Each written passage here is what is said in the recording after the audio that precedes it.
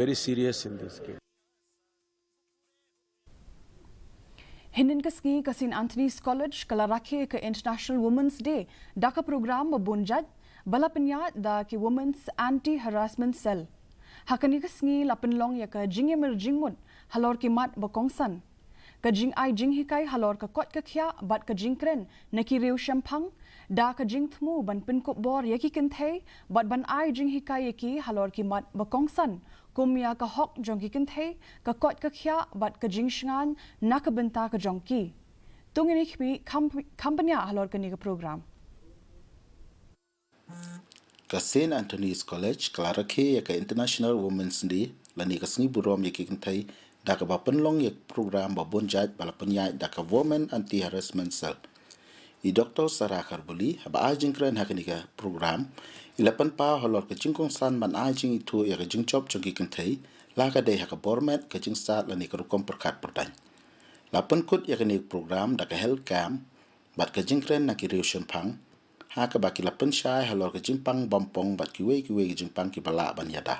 We are acknowledging the contributions of women and also making them aware of their health. See, when we talk of women's health, it's not only physical and mental health, but it's also emotional and social health too.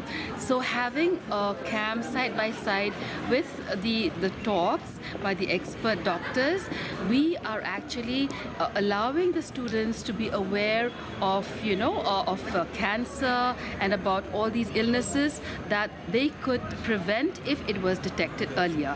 Kawai na ki samla puli kala banjur halo ka jingmut jong ka jingrakhi ya ka Sngi Burom ki Kynthei da ka ba pen pau ba ki Kynthei la ni ki long kmi bun sin ki chu sha nyo ben ha ki imlang ka salang ban ai jing hikai ki ka long ka badon kamba kani ka samla kala pen pau halo ka jingkong san ban ai jing hikai ki long kmi ban tip ya la ka hok bat ban pen kup bori ki sakawai pat ka samla ka ba puli ka zoology ha St. Anthony's College kala ong bakani ka Sngi ka pen kemau baki Kynthei ki di ki paya ha ka imlang ka salang bat kenturu ya ka imlang ka salang ban wanra ka jing shngai na ki benta ki Kynthei om ban perking ya Kynthei ha ka ya yang. Reaching equality, we still have a long way to get there.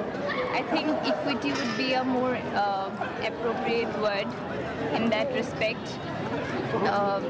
In day-to-day basis, we face a lot of discrimination.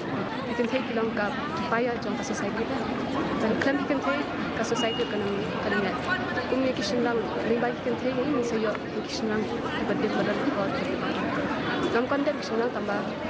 We need a good mother for that. Ka Dr. Jani Shul ka badai ka professor jong ka philosophy ha ka school ba Alvernia University kalapan pau ka jingmut jong ka jingrakhi ka International Women's Day da ka baong baka pli la panyo jing itu halo ka jing yakun ki Kynthei na ki jing bat ka jing no senyang ka jongki sya ka imlang ka salang kala ongru baka jing pen kup bor ki Kynthei ka dai ban yai beteng kanang bakan la ban kershan yaki panyo ban poi sya ka jing pos new ka Dr. Shul kalapan pau ka jingong san bandon ka jing shngan na ka mutaki Kynthei da ka babanjur ba ka hok ba ka jing shngan ka dai banlong ka phang ka bahakmat ya ki Kynthei ha ki imlang ka salang. It's an opportunity to both look at the past and see how, acknowledge the histories of the obstacles that women have had to overcome, but also, and more importantly, really celebrate the immense creative energy that women represent. We still have a ways to go in actually supporting women and acknowledging the extent to which violence is still and safety and their safety is still something that is of a major concern.